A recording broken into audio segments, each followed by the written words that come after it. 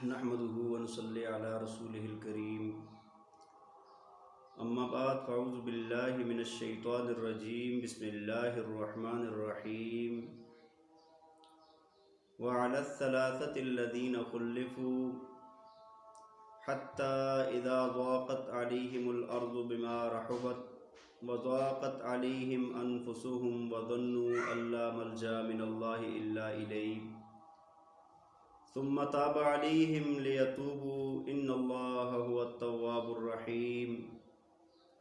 صدق الله العظيم وصدق رسوله النبي الكريم ونحن على ذلك لمن الشاهدين والشاكرين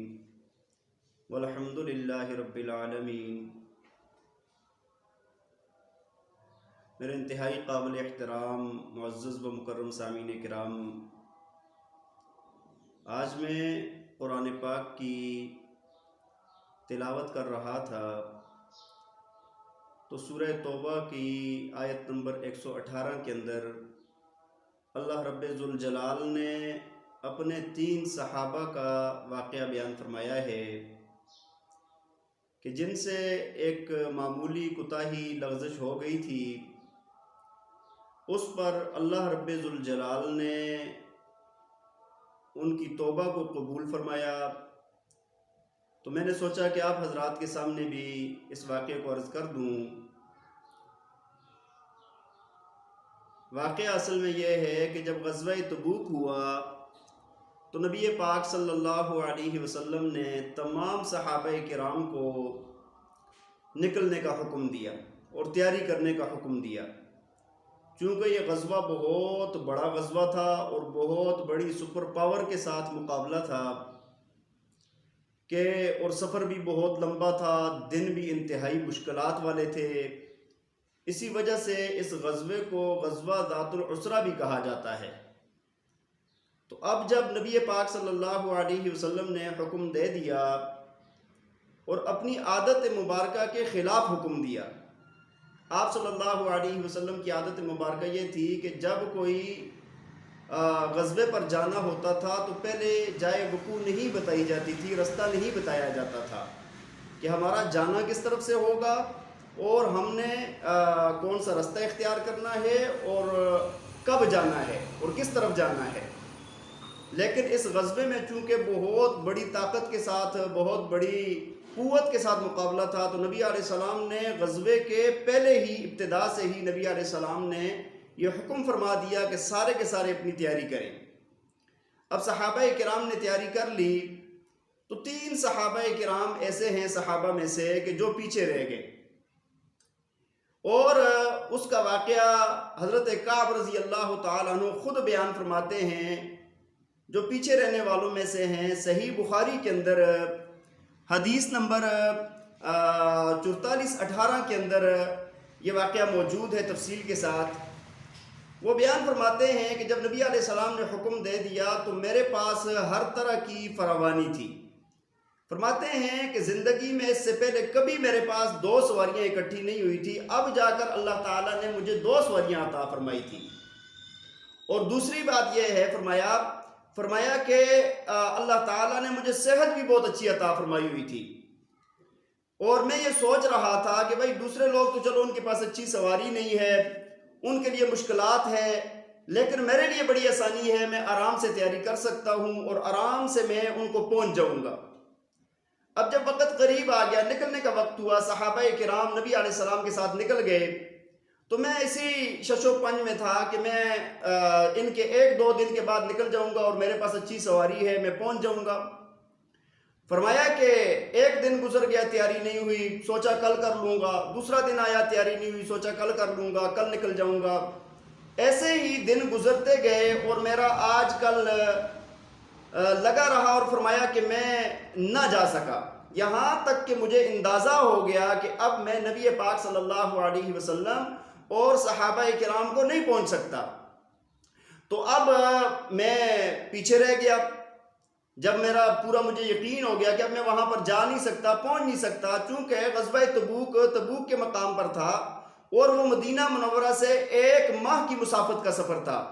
1 ماہ جانے کا لگنا تھا، 1 ماہ آنے کا لگنا تھا، اور وہاں پر قیصر روم 1,00,000 فوج لے کر سرحد پر پہنچ گیا تھا اور 3,00,000 فوج کے ساتھ مقابلہ تھا، اور صحابہ کرام 30,000 سے لے کر 70,000 تک روایات میں آتے ہیں صحابہ کرام تھے۔ تو فرمایا کہ اب میں پیچھے رہ گیا، اور رستے کی جو حالت ہے، رستے کی یہ حالت تھی کہ نبی علیہ السلام اور صحابہ کرام پر فرمایا کہ کھانے کے لیے کچھ نہیں تھا، جو کھانا پینا تھا زاد راہ تھا وہ ختم ہو گیا۔ فرمایا کہ اب ہم کیا کرتے تھے کہ ایک وقت ایسا آیا کہ ایک کھجور 2 صحابہ کرام کھاتے تھے، اور فرمایا کہ جب وہ بھی ختم ہو گیا تو فرمایا پھر ہم گٹلیاں چوسا کرتے تھے، کھانے کے لیے کچھ نہیں تھا۔ اور ایک دن وہ وقت بھی آیا فرمایا کہ جب پانی بھی ختم ہو گیا، کھانا بھی ختم ہو گیا، تو فرمایا کہ ایک وقت ایسا بھی آیا کہ ہم نے رستے کے اندر اونٹ ذبح کر کے اس کی اوجڑی سے نکلنے والی جو تری ہے فرمایا اس کے ساتھ اپنی زبان کو، اس علائش کے ساتھ اپنی زبان کو ہم تر کرتے تھے۔ تو چونکہ یہ بہت مشکل غزوہ تھا اور بہت مشکلات تھی اس کے اندر، اور وقت جو تھا وقت ایسا تھا کہ فصلیں پکی ہوئی تھی، گرمی کی شدت تھی، فصلیں بھی ہلکی تھی لیکن گرمی کی شدت تھی، نکلنا بھی بڑا مشکل تھا۔ تو بہرحال حضرت کعب رضی اللہ تعالیٰ عنہ فرماتے ہیں، فرمایا کہ میں پیچھے رہ گیا، نبی علیہ السلام وہاں پر پہنچے، رستے میں ایک جگہ پر پڑاؤ کیا تو نبی علیہ السلام نے یہ بھی پوچھا کہ بھائی کعب کا کیا بنا، کعب کدھر ہے؟ تو ایک صحابی کہنے لگے یا رسول اللہ اس کے نخرے اور اس کے غرور نے اس کو پیچھے چھوڑ دیا، یعنی اس کے اچھے لباس، فاخرانہ زندگی، نزاکت نے اس کو پیچھے چھوڑ دیا ہے۔ تو حضرت معاذ رضی اللہ تعالیٰ عنہ آگے بڑھے اور عرض کی یا رسول اللہ یہ ٹھیک نہیں کہہ رہے، ہمیں آج تک اللہ کی قسم آج تک ان میں نیکی کے علاوہ کچھ نہیں ملا، یا رسول اللہ کوئی اور وجہ ہوگی، لیکن یہ ہے کہ ان کے ناز نخرے یا غرور یا ایسی کوئی بات نہیں ہے۔ بہرحال نبی علیہ السلام کی واپسی کا سفر جب ہوا، وہاں پر غزوہ ہوا، وہ رستے کے حالات ہیں وہ انشاءاللہ پھر کبھی کسی مجلس میں آپ کے سامنے عرض کروں گا۔ جب نبی علیہ السلام واپس آئے اور جیسے ہی نبی علیہ السلام کے آنے کا وقت ہوا، نبی علیہ السلام راستے میں واپس ہیں، خبریں آ رہی ہیں، تو حضرت کعب رضی اللہ تعالیٰ عنہ فرماتے ہیں، فرمایا کہ مجھے اتنا ہی خطرہ بڑھتا جائے، روزانہ خوف بڑھتا جائے، اور فرمایا کہ جب میں مدینہ کے اندر دیکھتا تھا، باہر نکلتا تھا، تو فرمایا کہ مجھے مدینہ میں سوائے ان لوگوں کے کہ جن کو ہم منافقین سمجھتے تھے یا جو بوڑھے تھے، معذور تھے، ان کے علاوہ مجھے نظر بھی کوئی نہیں آتا تھا۔ تو فرمایا مجھے بڑی شرمندگی ہوتی تھی۔ اب نبی علیہ السلام واپس آ رہے ہیں، واپس آتے ہوئے آپ صلی اللہ علیہ وسلم فرمایا کہ میں اپنے دل کے اندر، میں ذہن سوچ کے اندر یہ سوچتا کہ میں فلاں بہانہ لگا دوں گا، فلاں عذر پیش کر دوں گا، اور میں اپنے گھر والے جتنا کوئی عقل مند مجھے نظر آتا اس سے مشورہ کرتا کہ میں کیسے نبی علیہ السلام کی خفگی سے بچ جاؤں۔ فرمایا کہ ایک وقت وہ آیا، نبی علیہ السلام بالکل قریب پہنچ گئے، جب آپ صلی اللہ علیہ وسلم پہنچے تو فرمایا کہ جتنے بھی بہانے عذر میں نے اپنے ذہن کے اندر گڑے تھے وہ سارے کے سارے مجھ سے رفع ہو گئے، اور فرمایا کہ اب میں نے یہ عہد کر لیا کہ میں جا کر سچ سچ بات بتا دوں گا نبی علیہ السلام کو۔ تو فرمایا کہ نبی علیہ السلام کی عادت مبارکہ یہ تھی کہ آپ جب گھر تشریف لاتے، کسی غزوے سے واپس آتے، تو آپ آ کر پہلے مسجد میں تشریف لے جاتے، وہاں پر 2 رکعت نماز پڑھتے، پھر مجلس ہوتی، جو لوگ ملنے والے ہوتے وہ ملتے، اور اس کے بعد جب یہ سارے فارغ ہو جاتے تو نبی علیہ السلام گھر تشریف لے جاتے تھے۔ تو فرمایا کہ نبی علیہ السلام وہاں پر آئے، بیٹھے اور 2 رکعت نماز پڑھی، صحابہ کرام کا مجمع جمع ہوا ہے پاس، فرمایا لوگ آ رہے ہیں جو نہیں گئے تھے وہ اپنے عذر پیش کر رہے ہیں، نبی علیہ السلام فرما رہے ہیں ٹھیک ہے، سارے آگے۔ فرمایا کہ میں نبی پاک صلی اللہ علیہ وسلم کے پاس آیا، ذرا دور بیٹھ گیا، اور آ کر میں نے پھر سلام کیا۔ نبی علیہ السلام نے مجھے خفقی والے لہجے میں، خفقی والی مسکراہٹ میں مجھے جواب دیا اور پوچھا کہ کعب تم کیوں نہیں گئے تھے غزوے میں، تم کیوں پیچھے رہ گئے ہو؟ فرمایا کہ میں نے عرض کی فرمایا کہ کیا تمہارے پاس سواری نہیں تھی یا کوئی اور عذر تھا؟ تو میں نے عرض کی یا رسول اللہ صلی اللہ علیہ وسلم کوئی بھی ایسی بات نہیں ہے، سوائے میری سستی اور کاہلی کے، اس کے علاوہ اور کوئی بات نہیں ہے، اور یا رسول اللہ صلی اللہ علیہ وسلم اگر آپ کی ذات کے علاوہ اگر کوئی بھی انسان ہوتا تو فرمایا کہ میں اس کے سامنے ایسا عذر پیش کرتا کہ وہ مجھے معاف کر دیتا، اس کی خفگی نہ ہوتی مجھ سے، لیکن یا رسول اللہ صلی اللہ علیہ وسلم اگر میں آج آپ کے سامنے کوئی بھی ایسا عذر پیش کروں گا اور آپ مجھ سے راضی ہو جائیں گے، لیکن کل اللہ تعالیٰ آپ پر وحی نازل فرمائیں گے اور آپ کو مجھ سے ہمیشہ کے لیے خفا کر دیں گے، اس وجہ سے میں سچ بولوں گا یا رسول اللہ صلی اللہ علیہ وسلم آج سے پہلے کبھی بھی میرے پاس 2 سواریاں اکٹھی نہیں ہوئی، اور جتنی اللہ تعالیٰ نے مجھے ابھی صحت عطا فرمائی تھی اس سے اچھی صحت بھی مجھے کبھی نہیں ملی تھی۔ تو یا رسول اللہ صلی اللہ علیہ وسلم میرا کوئی بھی ایسا عذر نہیں تھا، میری سستی اور کاہلی نے اور آج کل کی تیاری میں کہ میں پہنچ جاؤں گا اس وجہ سے میں پیچھے رہ گیا ہوں۔ تو نبی علیہ السلام نے فرمایا ٹھیک ہے، فرمایا تم چلے جاؤ، جب تک اللہ کی طرف سے کوئی حکم نازل نہیں ہوتا فرمایا اس وقت تک تمہارا معاملہ معطل ہے اور اس وقت تک تمہارے لیے کوئی فیصلہ نہیں ہے۔ اور ساتھ ہی فرمایا صحابہ کرام کو حکم دے دیا کہ بھئی ان کے ساتھ کوئی بندہ بھی کسی قسم کا تعلق نہیں رکھے گا، نہ ان کے ساتھ لین دین، نہ بات چیت، نہ سلام دعا، کچھ بھی تعلق ان کے ساتھ رکھنے کی اجازت نہیں ہے۔ فرمایا کہ میرے ساتھ 2 صحابہ اور تھے، حضرت مرارہ بن ربیع اور حضرت ہلال بن امیہ رضی اللہ تعالیٰ عنہما۔ فرمایا کہ دونوں بدری صحابہ تھے، ان کے لیے بھی انہوں نے بھی آ کر سچ بتایا اور ان کے لیے بھی یہی حکم ہوا۔ اب آپ صلی اللہ علیہ وسلم نے جب یہ حکم فرما دیا تو فرمایا کہ اس کے بعد ہم واپس چلے گئے۔ فرمایا کہ اب ہمارے لیے امتحان کی گھڑی شروع ہو گئی۔ فرمایا کہ اب ہم گھر گئے اور گھر سے باہر نکلتے تھے، کوئی ہمارے ساتھ بات چیت نہیں کرتا تھا، کوئی سلام کا جواب نہیں دیتا تھا۔ فرمایا کہ کوئی بندہ ایسا ہمیں نہیں نظر آتا تھا کہ جو ہمارے ساتھ انس رکھے، محبت رکھے۔ فرمایا ہر طرف بے رخی نظر آ رہی تھی، مدینے کے در و دیوار ہمیں کاٹ کھانے کے لیے تیار تھے۔ فرمایا کہ کوئی جگہ ہمیں نظر نہیں آتی تھی جہاں پر ہم جائیں۔ فرمایا کہ اللہ تعالیٰ نے جیسے قرآن نے فرمایا حَتَّى ضَاقَتْ عَلَيْهِمُ الْأَرْضُ بِمَا رَحُبَتْ، فرمایا یہ زمین ساری کی ساری اپنی کشادگی کے باوجود ہمارے اوپر تنگ ہو چکی تھی۔ فرمایا کہ دوسرے 2 صحابہ تو اپنے گھر میں بیٹھ گئے، وہ بوڑھے تھے، کمزور تھے، اپنے گھر میں بیٹھ کے وہیں پر روتے رہتے تھے۔ فرمایا میری یہ حالت تھی کہ میں بازار میں بھی جاتا تھا اور مسجد میں بھی جاتا تھا نماز پڑھنے کے لیے، لیکن ہم سے کوئی بھی بات چیت نہیں کرتا تھا، اور میں نبی علیہ السلام کے ساتھ جا کے سلام عرض کرتا اور پھر دیکھتا رہتا کہ آپ کے مبارک ہونٹ جواب میں ہلے ہیں یا نہیں ہلے۔